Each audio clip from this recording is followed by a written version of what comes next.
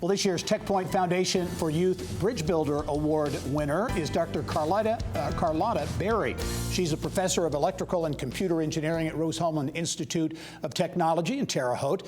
Dr. Berry helped create the first multidisciplinary minor in robotics at Rose and is on a mission to bring more people into the fold of STEM. For decades, she has focused her work to support women and minorities in engineering and STEM fields because when she was in college, when she looked around the classroom, there weren't a whole lot of people who looked like her.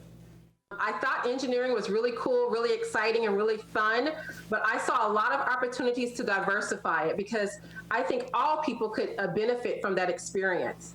Yeah, as you look at some of your efforts, and they are numerous, you arrived at Rose-Hulman Institute of Technology 15 years ago, and about a year later, you and another person there at Rose founded the Rosebud Program. Talk about what that is all about and the impact that the Rosebud Program is having.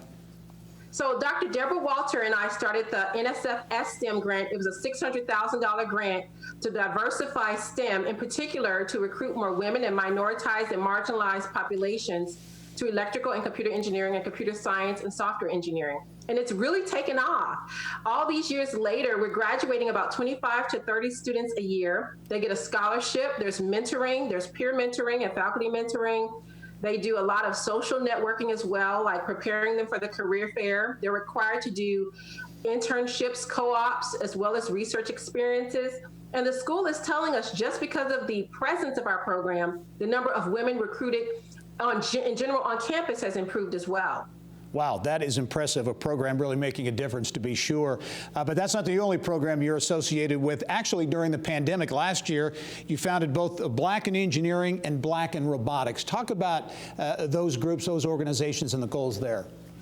Absolutely. I started Black in Engineering with Dr. Tahira Reed and Dr. Monica Cox, and it was actually in response to the hashtag Black in the Ivory trending on Twitter, where people were sharing their experiences in STEM as a minoritized or marginalized academic. And we noticed there were not a lot of engineering posts, and we knew there are a lot of people of color who are engineers, so we formed this organization so we could create a call to action to become an anti-racist institution. Your research area of interest is robotics and human interface, and I think that's fascinating, getting a lot of attention now, and it has real application for a state like Indiana with a heavy manufacturing presence, AI, robotics, really changing the face there. So your research focus I think is of great importance here in Indiana.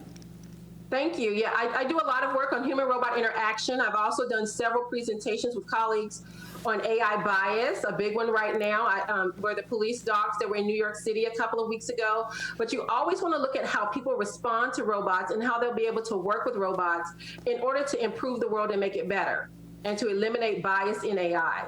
What's next? You've created so many initiatives and organizations that are truly having a difference.